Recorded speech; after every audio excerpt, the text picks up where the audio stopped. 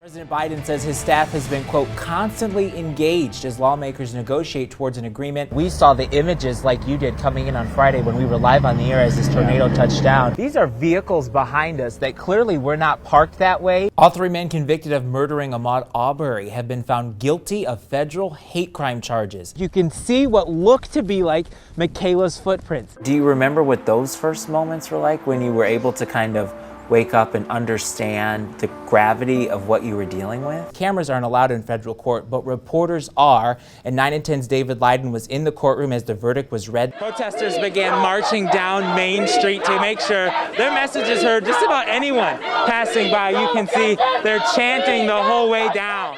There is still a lot of heartbreak this afternoon as the chilling details continue to come in the aftermath of the Oxford school shooting. Are you concerned at all about people saying this is a partisan lawsuit and not about religious freedom? Well, I don't see just because somebody's related to somebody else that makes it partisan. You can see the hole in the roof behind us. The playground left damage from this storm, and all over the playground here there are pieces of this roof, and this stuff that looks like snow, well, that's insulation that was in the school. Summer is winding down, but the truth of the matter is we only got a couple weeks left here, and this weekend is the exact weather we need to live it up. Not guilty. That's the verdict for two of the men charged with plotting to kidnap Governor Gretchen Whitmer. A jury found Daniel Harris and Brandon Concerta not guilty on all charges. Tonight, we're going to feel those temperatures drop, making tomorrow pretty dreary and chilly. Doppler 9 and 10 Chief Meteorologist Tom O'Hare is here. And Tom, I think I speak for all of Northern Michigan when I say, what is this? What is all that white behind you? A Sheboygan County Sheriff's deputy won't face any discipline after they shot and killed a woman when responding to a welfare check. Troopers say the prosecutor noted the deputy acted in lawful self-defense in his use of deadly force. We're told the action of the woman who was killed posed an immediate and extreme threat of death or serious injury to the deputies when she attacked them with a hatchet. Deadly car accidents have been on the rise, and a new report shows more pedestrians are being killed. Pedestrian deaths have been on the rise for a decade, and a new report shows more than 3,400 people were killed in the first 6 months of 2021.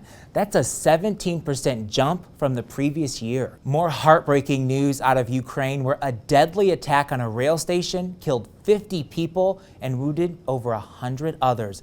The development comes as the Russian invasion of Ukraine enters a new phase with casualties mounting on both sides.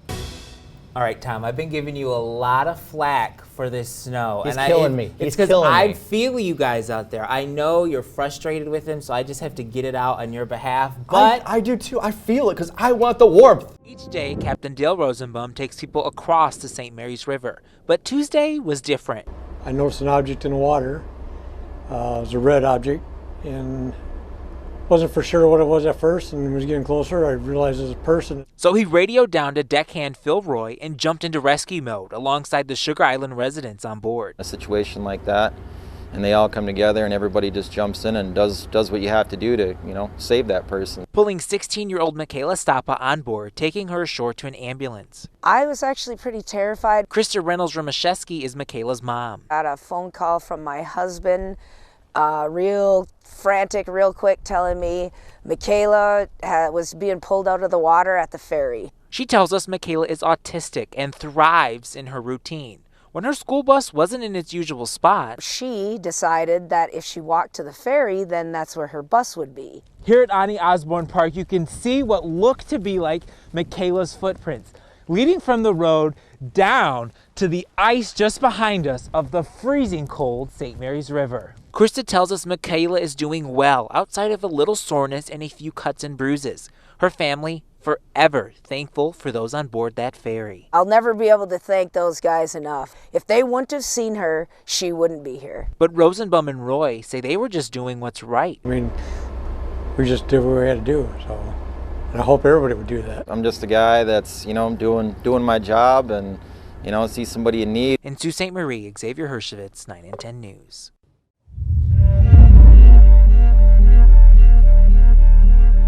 Look at it.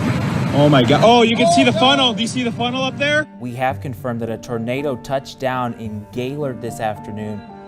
Yo, what the? It's a day so many in the Gaylord community will never forget. Tornadoes on the ground, One of the hardest hit areas? First, see the destruction here at Nottingham Forest Park. Just takes your breath away. Nottingham Forest Mobile Home Park. That's where Dave Bugner and his family lived. He was home with his teenage son when that tornado moved in. Well, then I heard like a freight train. It sounded like a major big train coming through my house.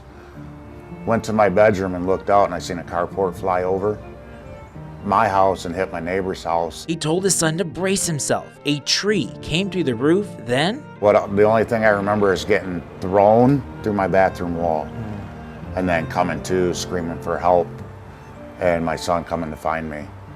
Neighbors raced to help Dave. He was trapped under 2 walls of a house. Dave had a punctured lung, broken ribs, several fractures in his spine, and he couldn't move from the chest down. His injuries were so bad, he had to go to University of Michigan Health in Ann Arbor. Do you remember what those first moments were like when you were able to kind of wake up and understand the gravity of what you were dealing with? It probably took me a good couple weeks coming out of all that to realize what's going on. But they started telling me the extent of my injuries and stuff like that. So yeah, that was kind of hard to take.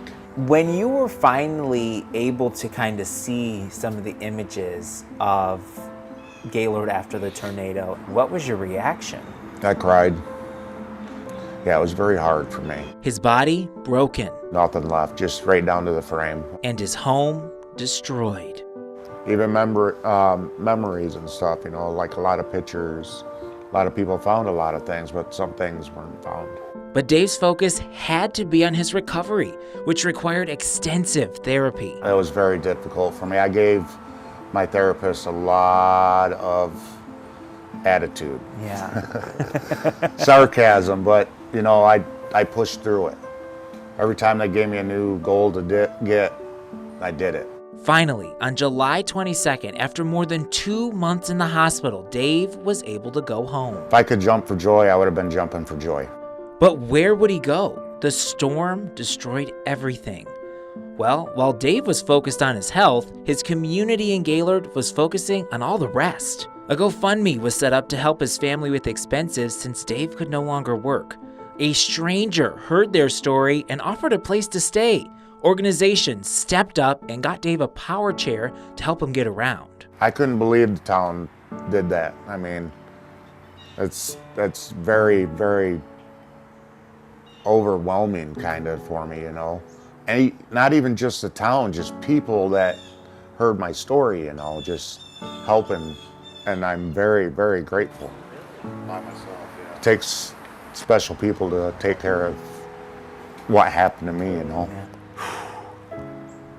I'm trying to now thank people here in Gaylord for the help.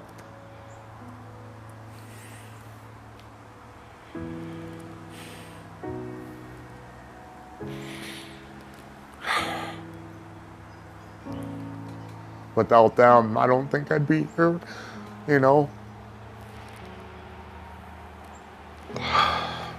It's inspired Dave as he focuses on his next chapter. You know, they've helped me out a lot, and that's how I'm going to live from this day forward.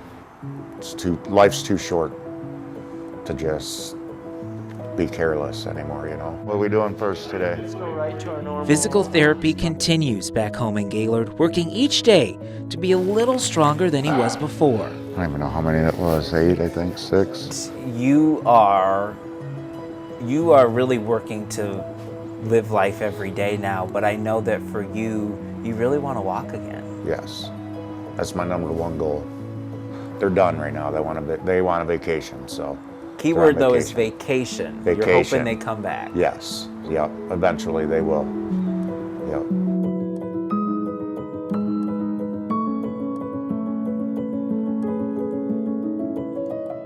In Gaylord, Xavier Hershovitz, 9 and 10 News.